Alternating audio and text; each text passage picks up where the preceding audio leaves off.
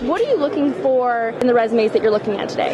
In the resumes we're looking at just completeness of information. I need to know when you're going to graduate, what your degree is in, any area of specialty you're interested in, and I needed to also tell me what life experiences you have that can benefit our company. What are you looking for in a good resume today? Direction. Why do you want to work for us? Why did you come to our booth? What are you looking to do with your degree? It's not just a list of things. It needs to be why does what you have learned here at A&M apply to what we're doing, and why should we look at you above and beyond everybody else? So first of all, a good resume is one that's well put together. It's neat, concise. All the information that's needed is right up front. You don't have to go looking for it. It should never be more than a page, and you should put the critical information about what you're doing up front. Things that you've achieved and accomplished are most important. If you've done something to generate revenue, if you've done something to affect a change, those are the types of things that you want to see on the resume up front. You're in HR. Yes. What are you looking for today as far as a good resume? A good resume will always have the education, your objectives, and it'll always have your skill level. We're looking at experience, things that has prepared you for the upcoming job. Can you relate to people? Can you work with people? Can you work under stress? Sometimes there are stressful conditions. And most of all, we'll look for objective. What are you trying to do? What are you trying to achieve? Things like that. I think that persists of a good resume. Well, a good resume obviously has to explain who the candidate is, what they're about, what their background is, what their experiences are. That goes without saying to some degree. But what I would tell you is on the resume, be sure that you explain who you are, what type of person you have, what characteristics you may or may not have. Probably more so what you do have than what you don't have. You need to highlight the things that make you a team player. Tell us that you're the right person for the job. And what we're focused mainly on is getting the right people on the bus, in a sense. We want the right people with the right personalities, the right traits and characteristics. What type of things are you looking for in a good resume here today? We're looking for a good GPA. We're looking for job experience like co-op positions or good interaction on their senior projects. Don't put a lot of flowery stuff in it, and don't try to explode a little background into a lot, because it's real evident to people who have been in the business for a long time.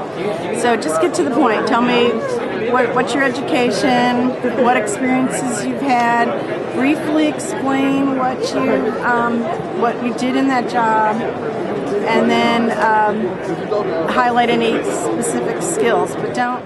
Do you have any particular things that you consider more than others, like GPA, work experience? GPA is very important if someone doesn't have experience. Otherwise, we don't have a good way of gauging their abilities to succeed in our company other than academics. If they have more life experience, if they're a non-traditional student, sometimes we can give you a little bit of a break on your GPA, but obviously bigger is better. Mm-hmm. What would be the main things you consider? Would it be the GPA over anything else? That's probably the first thing we're looking for. We have a requirement. We like to hire people with 3.0s or above.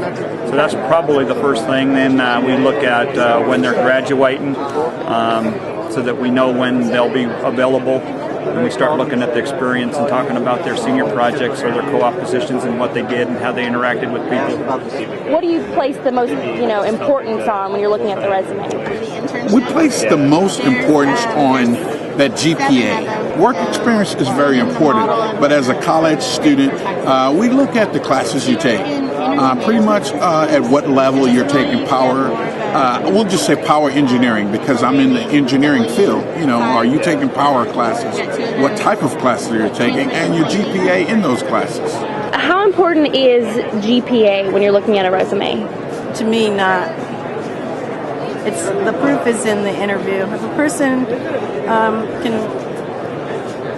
can explain what we need to have them show understanding of a broader application of their knowledge, it doesn't mean anything to me.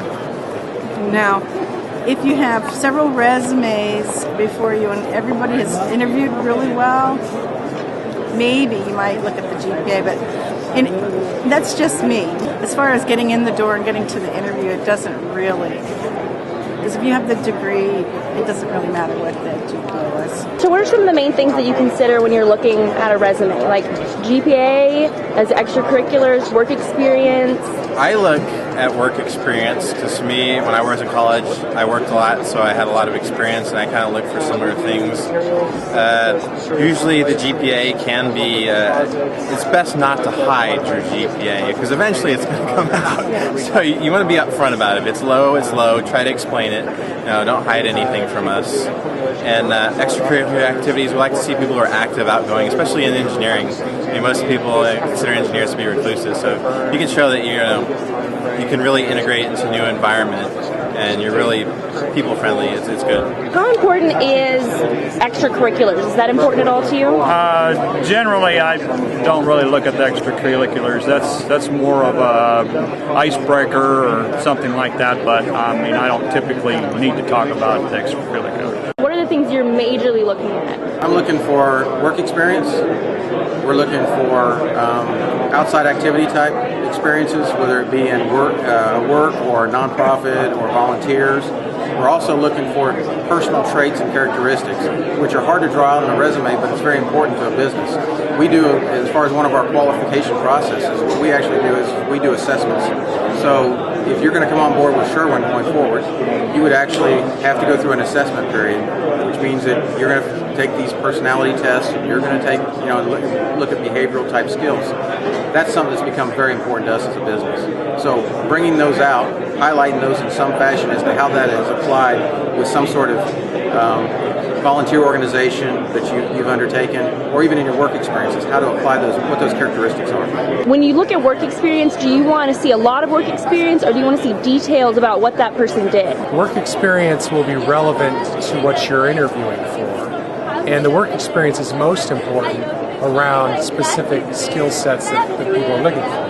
Arvada Solutions is looking for technical skill sets, so if work experience has no technical skill sets, it's not as important. But if there are strong technical skill sets there around development, around leading people, those are of real interest. So I think it's got to be specific to the people that you're trying to interview with. How much in the way of detail do you want when they have a co-op or they have an internship? They just need to mention what type of stuff they worked on. So if it's a rocket project, it could say, I worked on a rocket project designing the boosters for the rocket. I selected the materials, and then that'll key us into the discussion of what else they did.